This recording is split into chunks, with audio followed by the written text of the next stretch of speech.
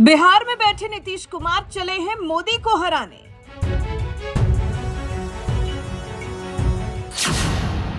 एक एक मोदी विरोधियों को चले थे जोड़ने।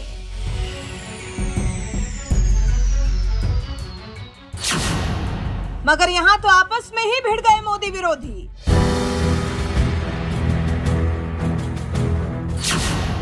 केजरीवाल जहां कांग्रेस को जी भर के कोस रहे हैं, तो वहीं भड़की कांग्रेस ने आपकी बेइज्जती ही कर दी।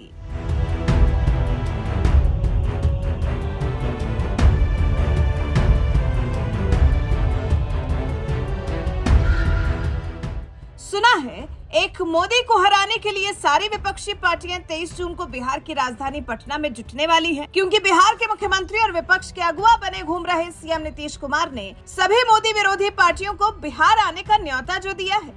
और नीतीश का न्योता पाने वालों में पश्चिम बंगाल की सीएम ममता बनर्जी, महाराष्ट्र के पूर्व सीएम उद्धव ठाकरे के साथ साथ दिल्ली के मुख्यमंत्री अरविंद केजरीवाल और कांग्रेस नेता राहुल गांधी भी शामिल हैं। मगर हैरानी की बात तो यह है कि सीएम नीतीश कुमार जहां कांग्रेस और केजरीवाल को एकजुट करने के लिए बिहार में महाबैठक करने का ख्वाब देख रहे हैं, तो वहीं दूसरी तरफ राजधानी दिल्ली में तो कांग्रेस और केजरीवाल मोदी से लड़ने की बात तो छोड़ ही दीजिए, आपस में ही मल्लयुद्ध करने में लगे हुए हैं।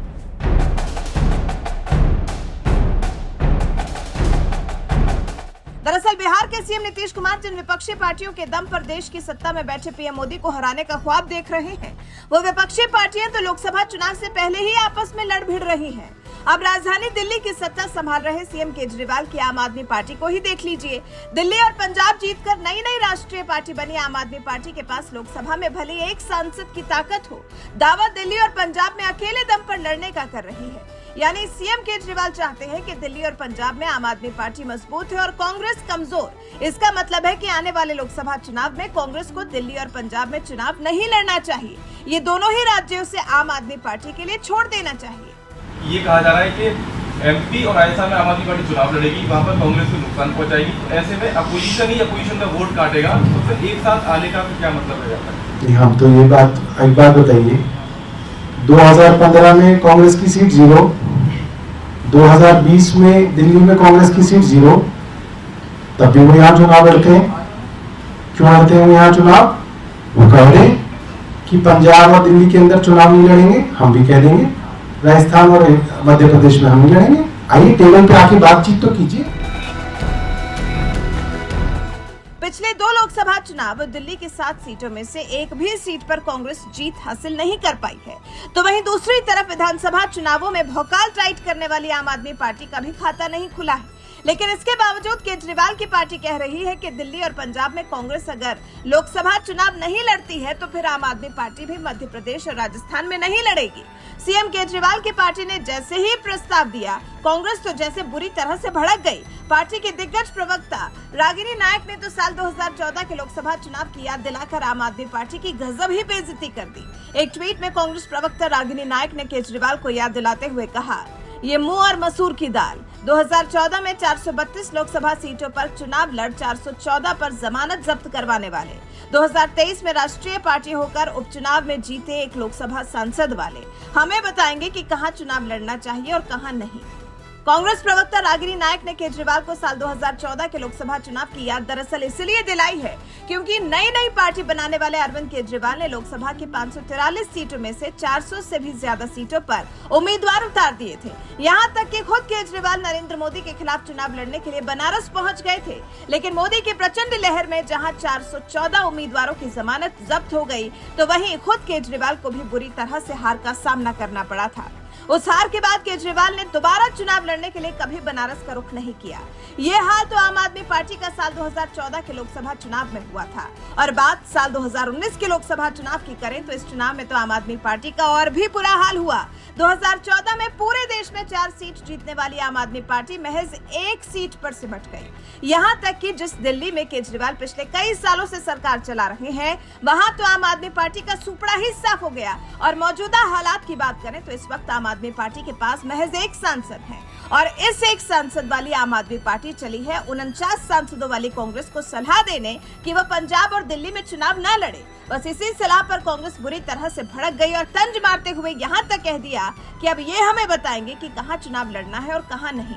बहरहाल बिहार में बैठकर मोदी के खिलाफ विपक्षी एकता की बात करने वाले सीएम नीतीश कुमार और लालू यादव को दिल्ली में चल रही कांग्रेस और केजरीवाल के बीच इस लड़ाई पर एक बार जरूर नजर दौड़ा लेनी चाहिए और 23 जून को होने वाली विपक्षी पार्टियों की बैठक पर एक बार फिर विचार कर लेना चाहिए कि क्या इस महाबैठक में आने वाली विपक्षी पार्टियां वाकई में मोदी के खिलाफ एकजुट हो पाएंगी या फिर ये महाबैठक भी खाना पूर्ति ही रह जाएगी। वैसे कांग्रेस और केजरीवाल के बीच जारी लड़ाई को देखकर आपको क्या लगता है, ये विपक्षी पार्टियां 24 के चुनाव में मोदी को हरा पाएंगी?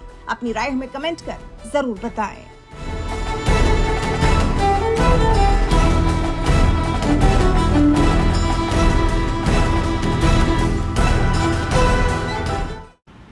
देश की सबसे पुरानी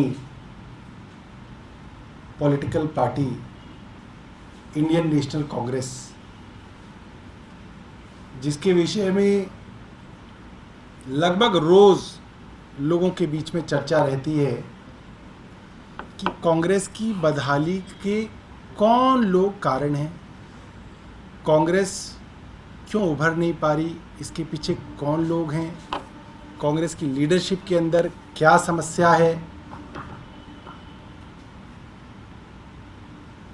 और अब कांग्रेस के विषय में जो बातें सामने आ रही हैं उससे ये लगता है कि कांग्रेस में ना सिर्फ लीडरशिप का क्राइसिस है,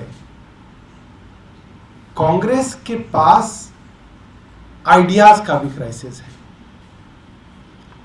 कांग्रेस का लोगों से जुड़ाव इस हद तक खत्म हो गया है कि उनके पास कोई अपना मैकेनिज्म भी नहीं बचा कि वो ये जान पाए कि लोग क्या चाहते हैं, जनता क्या चाहती है।